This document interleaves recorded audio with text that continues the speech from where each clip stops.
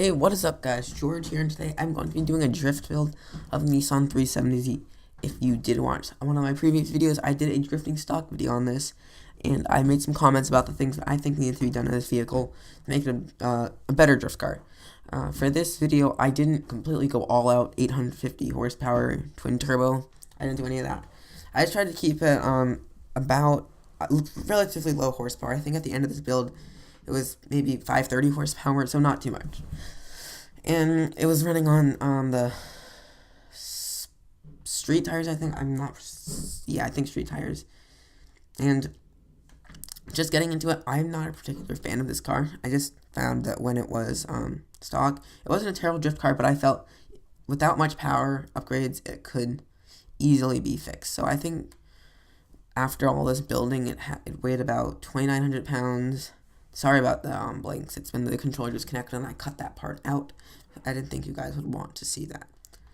So yeah, so I did a drift build with 2,900 pounds. It's pretty quick.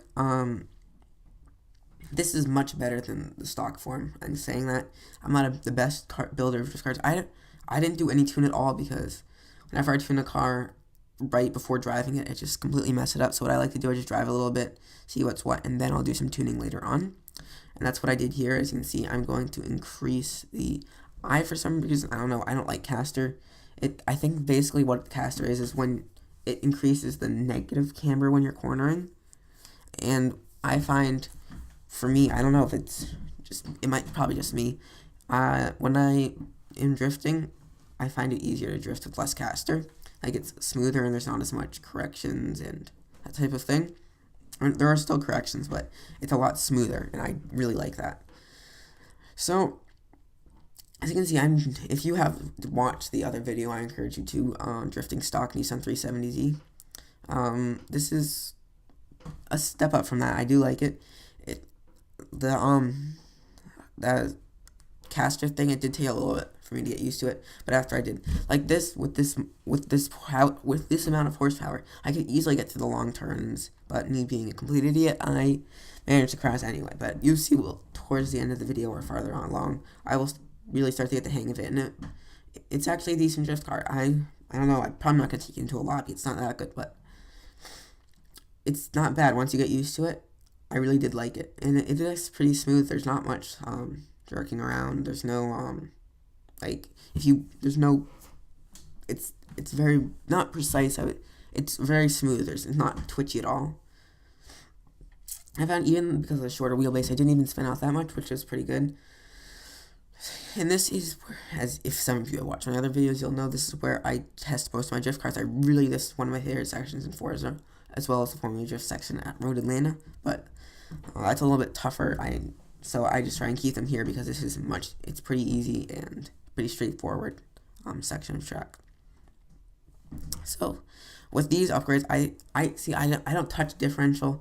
I don't really know what I don't really know what the different, like, I know what the differential is. I'm not really sure what the different percentages or settings is. I'm not sure. I think it's like what percent of power will be going to it before it locks. I have no clue. That's what I think.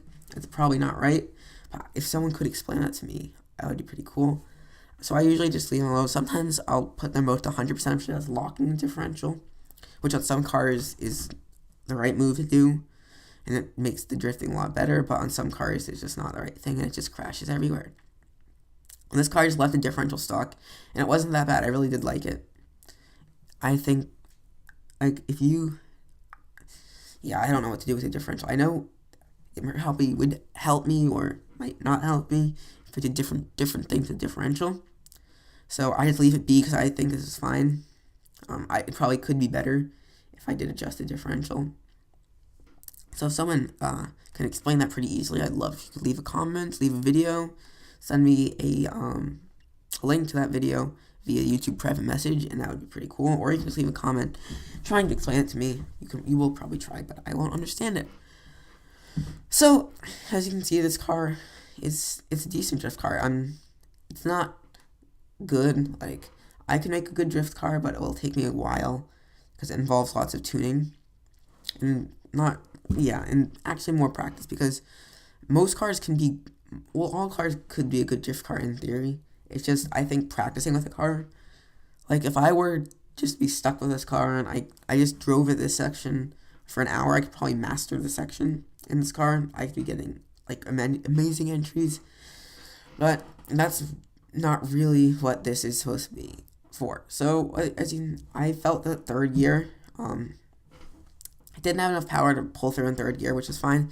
But I just adjusted the, whatever you call it. What is it called?